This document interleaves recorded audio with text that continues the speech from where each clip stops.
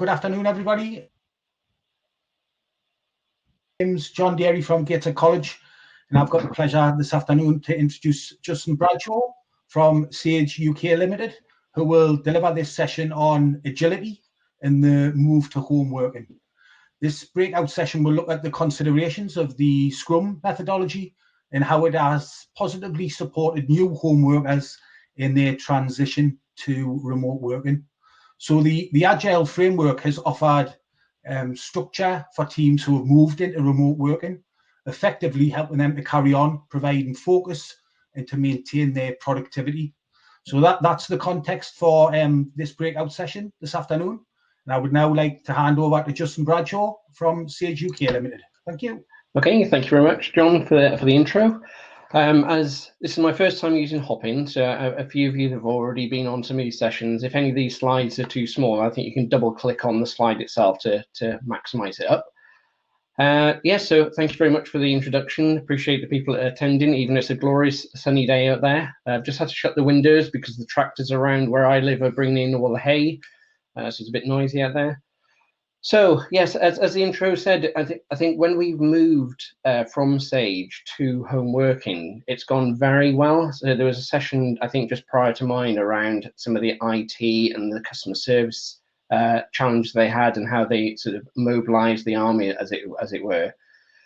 And at the same time, we were thinking actually from an engineering point of view, that transition to working from home has also gone very well. And we were thinking it felt a little bit of an obvious statement to make, as actually a familiarity of a software development lifecycle and a process that you stick to. It is something that when people work from home, it's something familiar, a routine, and it's one less thing for them to have to adapt to. So I think it was just sort of exploring that, really. And then from my point of view, I've got three products primarily that I look after. Two of the larger are based in Newcastle. So I think for myself, all of that team that were Newcastle-based, all of them were office-based. So I didn't have the challenge that some other teams already have, where you have maybe the odd remote worker. So I think it was a fairly good way of doing a sense check of our process and whether it held up under maybe the stresses and strains of having to work in a remote manner. So the topics I want to cover a little bit about where we are with our process of prior to working from home. I appreciate some people have a very well-defined process and a well-adhered to process, so some of this might be sort of repeating some of the practices you've already got in place. To others, maybe not so. In true Scrum, we'll then have a look at any of the impediments, what sort of things cropped up that we sort of felt that we need to adjust and adapt. What elements in the process that we already had in place we think maybe is worth just calling out, because those are things we may want to consider for your own business and companies. And then just a few little points about other things that you may want to do that we've certainly done in Sage and some of the teams, other things that you may want to consider around supporting the teams. The other point is, whilst it is primarily about my teams, I've spoken to other engineering leads in the UK. Also, my counterparts in the US and Canada are in the same position, really, about having to move a lot of people to working from home. So a run through of the process. So many of you that are familiar with Agile and then the Scrum framework that works in tandem with that, you'll be familiar with this sort of diagram. So I'll run through briefly this. And again, some of you may already be well versed in this, but it just helps because there's a few points in here that I'll refer back to sort of later on in the session. So the basic premise is, starting top left, you have your requirements coming in. So that could be compliance legislation, certainly with, like in the accounts, making tax digital, or Brexit, any of those legislative things that will come through, customer wish lists, innovation ideas, whatever that is. You have that pipeline, that funnel that comes in. You end up with a backlog, which is your product to-do list, if you like, and then you will prioritize that as to actually which ones we want to focus on first, trying to tie that back to the value that it would bring to the customer, go through some preliminary estimation of around how large some of these elements are, and that will start helping to form into a delivery schedule or a roadmap or any of those sort of things that other departments in your org sort of may sort of find useful.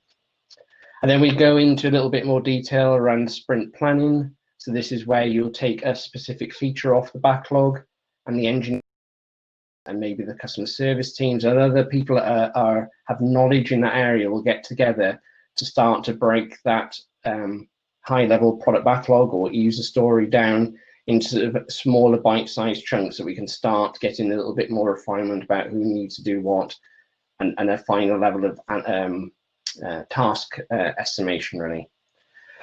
So depending on your cadence, you might have these what we call sprints. It's like the team will commit to a number of backlog items that they will commit, and there will be a goal at the end of that sprint. We will have delivered this sort of value to the customer. So we try to get the goal to reflect the value of what we're doing rather than the list of technical things we need to do, which I think we used to do in the past, but it just helps with stakeholder management. They can understand what you're achieving your 1, 2, 3, or 4 week sprints, depending on what your cadence is. So that's sort of the feed, and then the cadence of going through there. We have things like daily stand-ups. So that's to the traditional, what did you do yesterday, what you're planning on doing today, and if you have any impediments. So again, the teams are used to working in that way. Stand-up, albeit a virtual one now, where it's literally around the team, and I think that really has helped generate sort of that trust. And I might use that word a couple of times in this session, but I think that's the key thing, is people are used to speaking fairly openly about what they've been working on and any of the challenge they've got. So that has helped certainly. For larger projects, you might have more than one Scrum team working on a piece of work, and or you may be having some dependencies with other engineering teams in another section. So you have these daily Scrum meetings, and that's trying to just get an appreciation of the other work, other dependencies. If you're blocked by something, it's just that way of just sharing and coordinating the Scrum sessions themselves. Then at the end of your iteration, you will have a sprint review. So this is where the team will demonstrate the completed work in that iteration. I sort of stress the completed work because it's one of the things that we had to sort of review as part of this process. A bit of a spoiler alert as far as what we did there. But the sprint review is really sort of like going through, demonstrating the completed work. It allows the stakeholder and other parts of the business as a feedback, even though it's encouraged to try and keep those people sort of on tap, if you like, doing the actual work. So you have these constant check-ins and refinement. So there shouldn't be any surprises at the sprint review. But again, once you see the fully fledged deliverable, you do need to sort of take into consideration there may be some other sort of requirements or ideas, which then just flow back into the product backlog, get reprioritized, and through that loop again. And the important one, which again is something that I'll touch upon later on, is about the sprint retrospective. And again, this is about people being honest with, this is what went well, if things, and these are the things that we should carry on doing. We're a bit delayed in this product backlog item because this dependency wasn't there on time. And the key thing is then, well, what did you learn from that, and how are you going to feed that into this sort of constant improvement sort of mindset that I think we try to get everybody into. So that's a quick overview on the process, just as a point of reference for later on. So as far as the impediments, the key one, and this was both in the UK and some of the other teams in the US and Canada as well, was what they sort of called ideation sessions, which sounds a bit grand, but it's more about getting people around a whiteboard. I've got an idea, let's sketch that up. And whilst you can do that on a PC, people that maybe not adept with a mouse trying to sort of trying to draw, so there's little things like that which don't run as smoothly. But I think that was the key thing, is that spontaneous, I have an idea, I can see those people are free, let's go into a bit of a breakout session and sort of run through that. So I think that sort of stifled a little bit. We got into quite a good culture of generating those sort of ideas, and I think that's one little thing that we've struggled a little bit with. But I said, yeah, we got UI mock-up tools that we can sort of do those sort of things. It's just not as it just takes a little while to sort of learn and get into. The other bit is around visibility of work. Now, whilst you have burn down charts and a very sort of transactional view of how on track we are, and we do have the iteration reviews, etc. Again, if you're walking down the office and you can see a group of people gathered around somewhere, you may just pop in and have those, again, a bit spontaneity, bit of a conversation, can see how things are progressing, even though it may not be completed work. What we've sort of said is, right, okay, at the end of an iteration review, provided we're saying, okay, that's the end of the iteration review, we'd like to take this opportunity to show some of the work in progress. That's where we sort of said, well, actually done is done, is fine for the iteration, but I think it would be good to get a bit of a platform for the engineering teams to show some of that work in progress as well, just to try and sort of bridge that gap. And I think it's a good thing to try and get that feedback from the wider team as well, because obviously everybody's quite focused on their deliverables. And again, it's just trying to keep the team sort of aware of what else is going in place. And again, an opportunity to get some early feedback. Too many interruptions. I think in the early days, clicking the call button on Teams, we use Teams at Sage, seemed to be a bit sort of impersonal, a bit brute force, sort of like, I'm going to call you now, rather than you could see somebody who's busy, so you think, well, I'll just pop over and have a chat with them a bit later on. So I think we certainly went through a period where there were loads of messages pinging up, or have you got a second to do a code review, or actually, can I get some input on this? So I think there was a lot of noise, certainly in the early months now, that we've had to try and iron out. And it's just block time out in your diary, turn your notifications off. So it's simple things that you can do to try and alleviate that.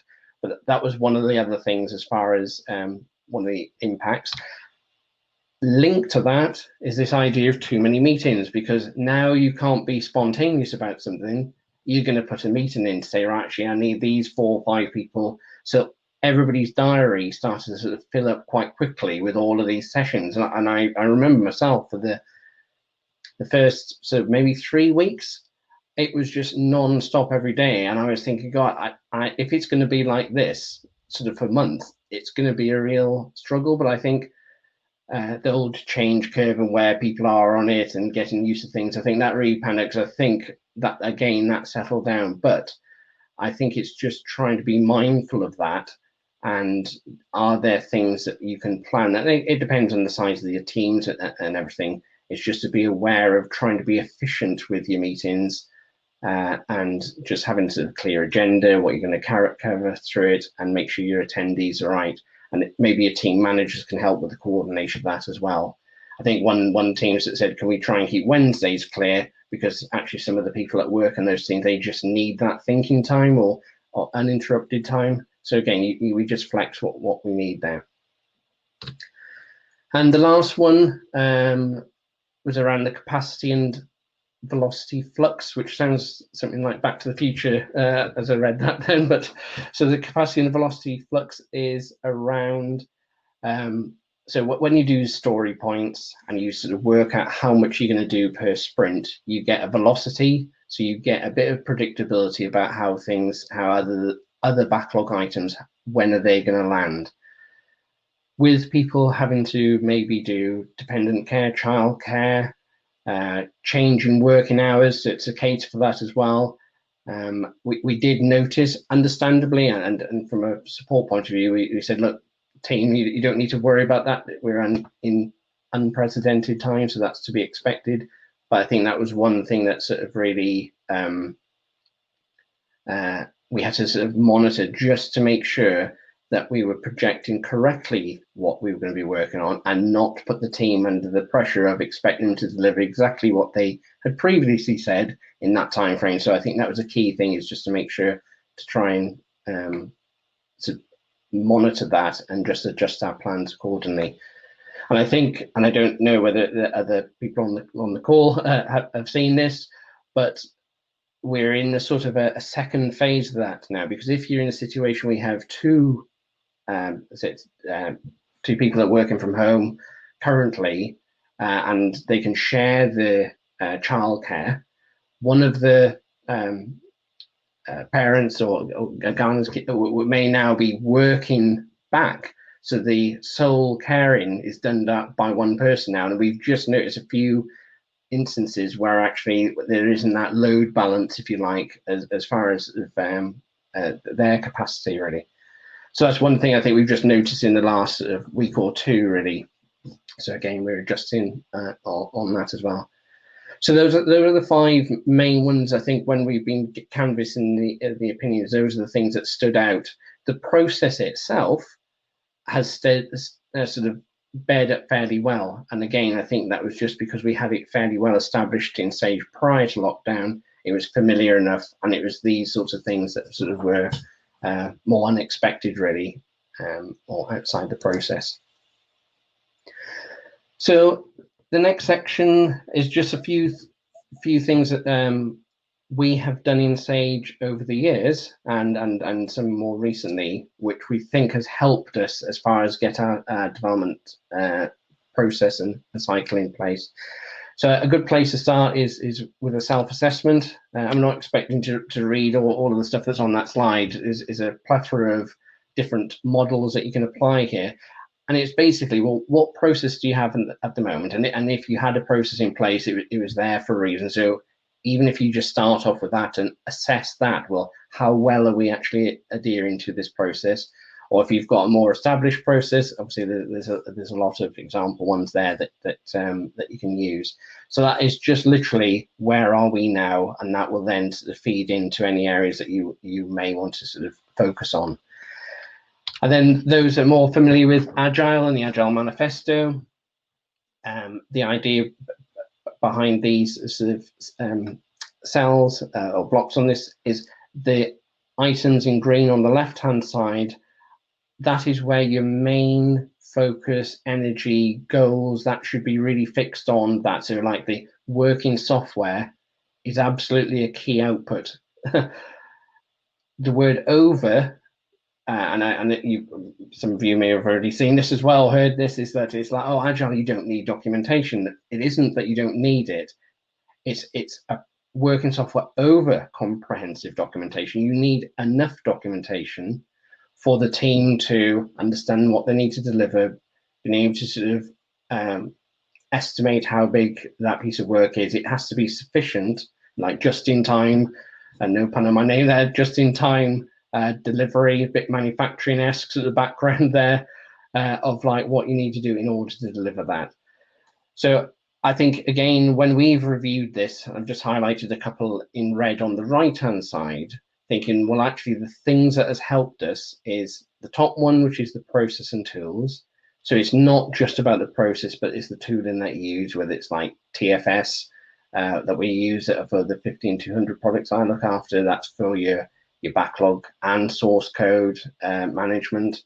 And then you have like test automation tools, or tools like Teams for collaboration and sort of video call and everything. So yeah, I think having a good set of processes and tools has certainly helped us in this transition.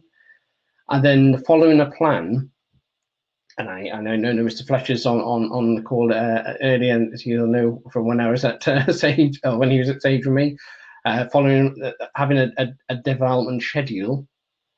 Whilst sometimes it may fly in the face of Agile, it is important to have an idea of where you're going, and try and sort of like make sure that if there are sort of like legislation things cropping up, there are certain key milestones that you need to put in there.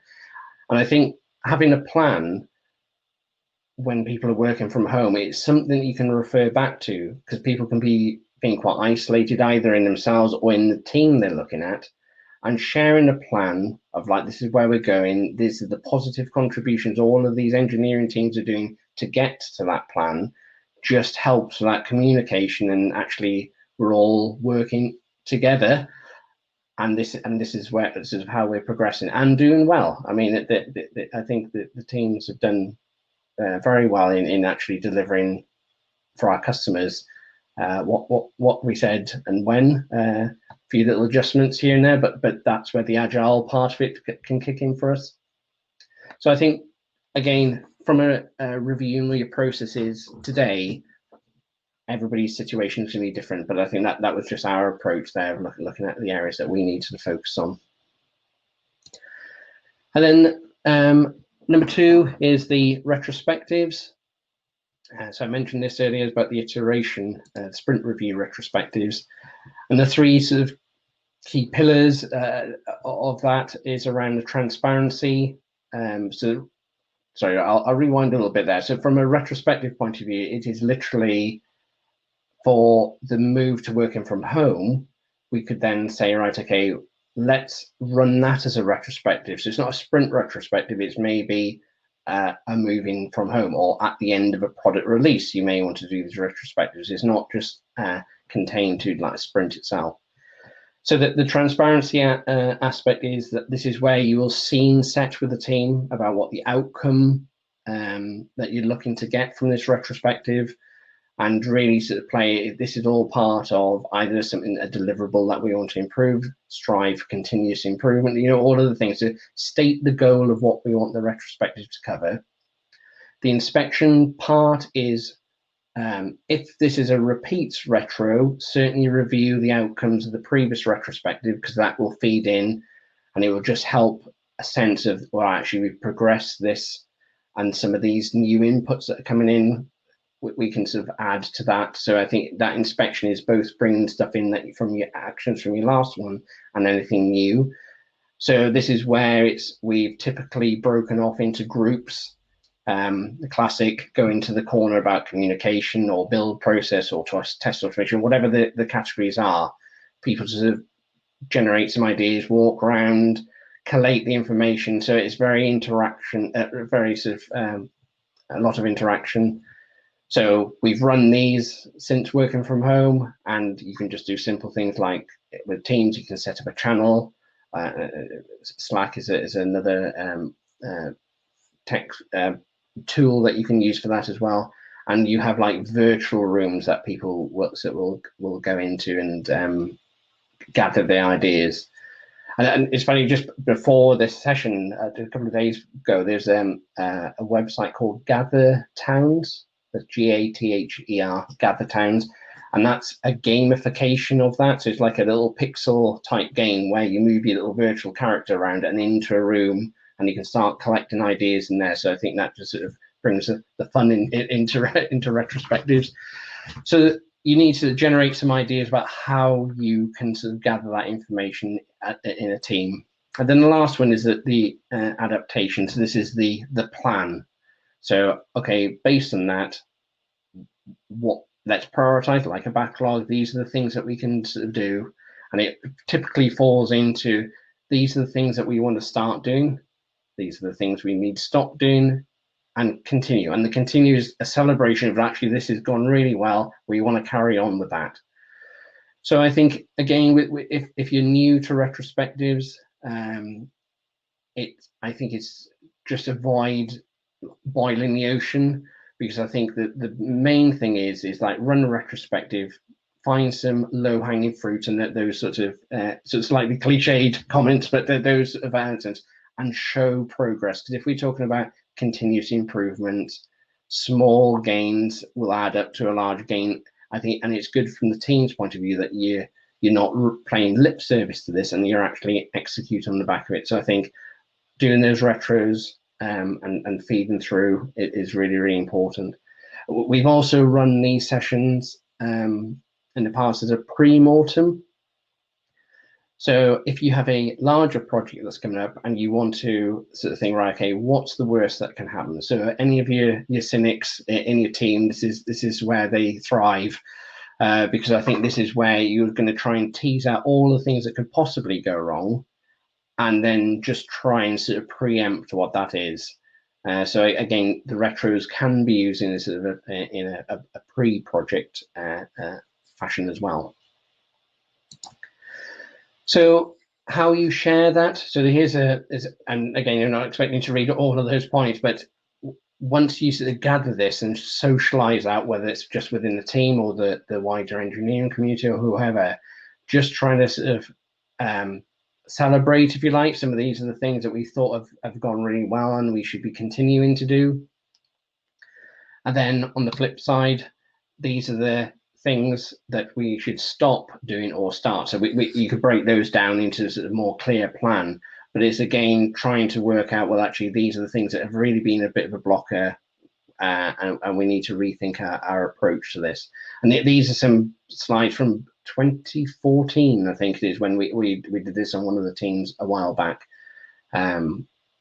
So yes, some of these are real world quotes coming up there from some of the teams. Just the next element, which we've I think we had a lot of feedback from the teams in some of these retrospectives, is around trying to firm up our definition of ready and done. So ready is any of the pre-work that is required is completed and it's ready to be handed over to the engineering teams to sort of take that into the next step of the process. And then done is, once those engineering teams have finished that piece of work, what are the criteria and the steps we want to make sure the quality of what we're delivering is spot on. So I'll talk more about the column headings and the rows rather than the cell contents themselves. So from a definition of ready, there's 4 main steps that we go through, and then down the left-hand side, we just try and explain sort of why that step is important, who's going to be involved. There's a little key at the bottom there, what some of the expected inputs are, so that some of that might be a pre-read, it could be sort of documentation, whatever that may be, and then what are the key outputs that we'd expect from that session. Some of those little sort of recycles of icons is that they may feed back through at a later point. We try to follow this for small pieces of work and large pieces of work. So even though it looks quite daunting when you may look at all of those boxes, for certain features, that's like quarter of an hour conversation. Yes, actually, we've got all we need there, It depending on the complexity of it, familiarity with the engineering teams with that particular area and all that. Some of these steps in this definition already can go through smoothly, but it's a very good sense check to make sure, okay, are we sure that we've got everything we need through each one of these steps, to make sure that when we get to the detailed refinement session, which is where you actually get into the guts of what you're trying to deliver, to put extra sort of tasks on your product backlog items and break that down, that's just prior to the rubber hitting the road, as it were, on actually executing on your deliverables. So the definition already was one bit of feedback that we'd had. It was in a Word document before, but it sort of having a definition on a page is always popular.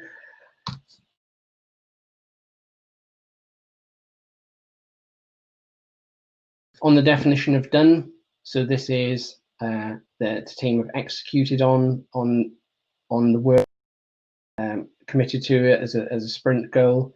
We may have mid-sprint review as a sort of a litmus test, if you like, to make sure that the teams have what they need.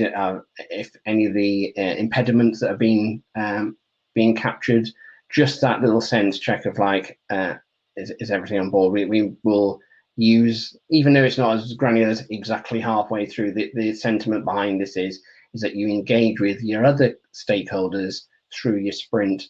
So you may be getting customer service to come along, who will ultimately have to support any queries coming in from our customers on the product, just to make sure that even if it's just the wording of a dialogue that may be presented to a customer, it's really handy to get their feedback there as well. So I think that a very important part of that process there, again, to avoid the no surprises when you do an end of iteration review.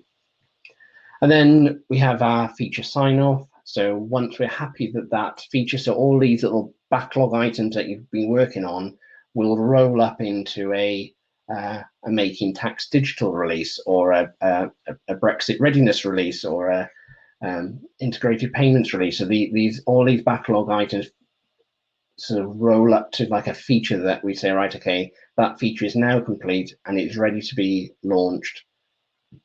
Done is done, as the term goes. So again, it's just a few steps that we need to go through there to absolutely nail that we're confident with signing off that particular release. So in the last few minutes, I'll go through some of the elements around supporting the team. So that was a little bit about the process, some of the things that have helped us, and sort of maybe some food for thought for those of you that sort of run a similar process. But then there is also some other aspects around the supporting teams and things that we've done or that you may want to do. So there's something that you may be familiar with called personality types. So this is whether you're introverted, extroverted, sensing, intuition, thinking, feeling, judging, perceiving. So it's basically 16 types if you sort of pair those all up. And the idea of this, and it can be a fun thing to do. We've run it a few times over the years, and then more recently we've run it with certainly my direct reports and their team leads, and it was a good fun exercise. And I think some of those have then run this with their team. So the idea is it's roughly 74, 75 roughly questionnaire. And it asks you a series of questions, and at the end of it, it comes out with your personality type. So there's a website called 16personalities.com. There's quite a few, but I quite like that one just because it has some extra visuals. So when I did mine, I came out as ISTJ, and then it has these little caricatures of either real people or fictitious people of who would also be that type. So this is, well, I say this is Anthony Hopkins. He has got his Hannibal Lecter mask on as well, so I'm going to go with the Anthony Hopkins rather than Hannibal there. But again, we did it in a bit of a fun way, as far as, okay, you can start trying to guess what other people's personality types are. Could you guess which character you are and everything? So I think, and why that I think has helped certainly some of our team leads is that because you're now maybe seeing an aspect of your team members that you hadn't previously with video into their home. You'll see a guitar behind them and think, oh, I didn't know they played the guitar, or Star Wars collection, or Skull. They were a collector of that, so it just gives you a little bit more insight. You're a little bit more receptive to doing these sorts of exercises, a bit more on the fluffy side, if you like, of engineering, because engineers are very focused on the deliverables and technology and everything. But again, it can be fun, and it just helps certainly some of the managers a little bit more insight, and the team with each other, of about why maybe somebody might be a bit quieter, or the way that your communication style may need to change, sort of, and it's just an awareness thing. But it can, making it fun is the key bit there. Leave at that point a little bit too much there. Learning and development. So now is a good opportunity to sort of, if you can start trying to free up some time to learn a new skill, and I don't mean cooking or trying to remember how to teach your child maths or whatever it is, but from a career point of view, are there new skills that you can take that opportunity? Because we don't want people sort of just like spending all their time. And I think that's the other thing, is when you're working from home, you can end up getting so absorbed in the work, you don't get time to sort of lift your head up and do something else. So having this time we can actually set aside to learn something new, exercise a different part of your brain and everything, it can sort of help in both areas, if you like. And then linked with that is around the career development. So it's important for people to have a view of where they want to go with the business. We don't want them to feel that that is on hold just because of the circumstances we're in. So I think combining that learning development and the career development part, I think is quite an important one for us not to forget, really, and just try and sort of keep that alive and not focus on sort of just the core deliverables. So that was the in concluding my my section there. So I mean, I know if there's any Q&A, then fire away. Thank you.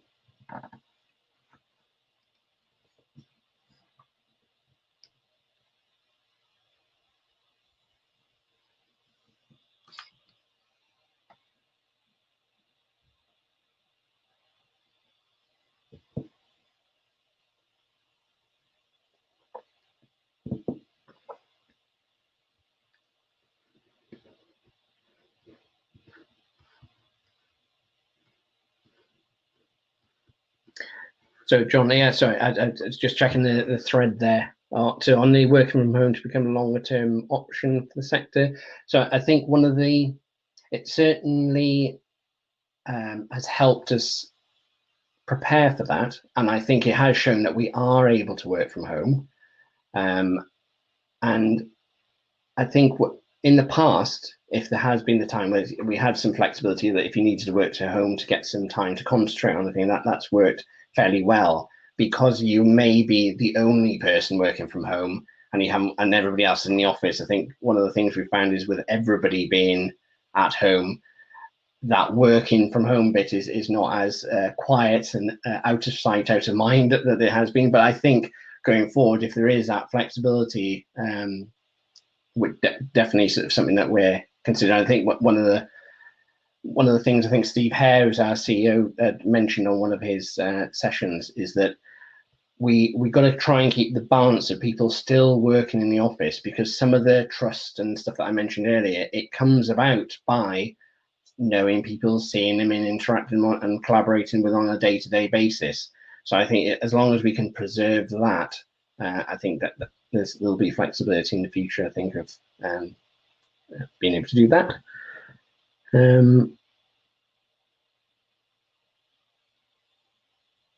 Mr. Fletcher, back in office.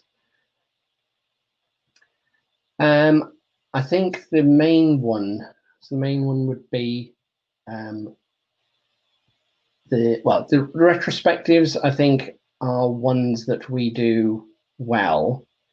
I think this is not forced, that's maybe the wrong term. It made us focus more on that, because the need of trying to get to what's worked well, what hasn't, has sort of intensified sort of whilst we've been working from home.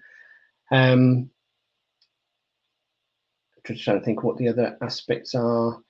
I think it certainly helped. I think that our team leads and dev managers and myself, for that matter, so any sort of people management type of people, I think having that empathy and understanding and getting to have known your team members in a slightly different way, because as I said earlier about sort of getting a little bit more insight of them, I think that's quite an important thing to sort of build upon that. So I think that those are the two key ones I think that cropped up.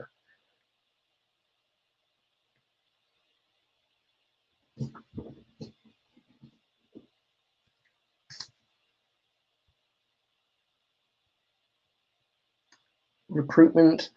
Okay, that's great. Yeah, so recruitment has been ongoing, and we did have a couple of people start just prior to us moving out of the office, and 3 people have joined since.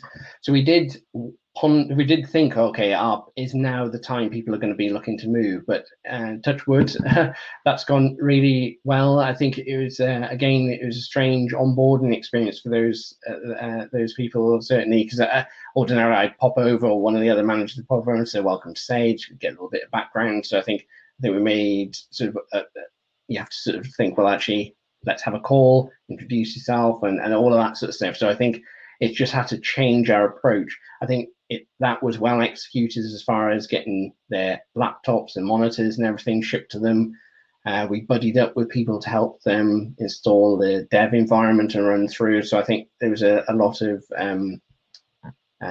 good coordination there from the team.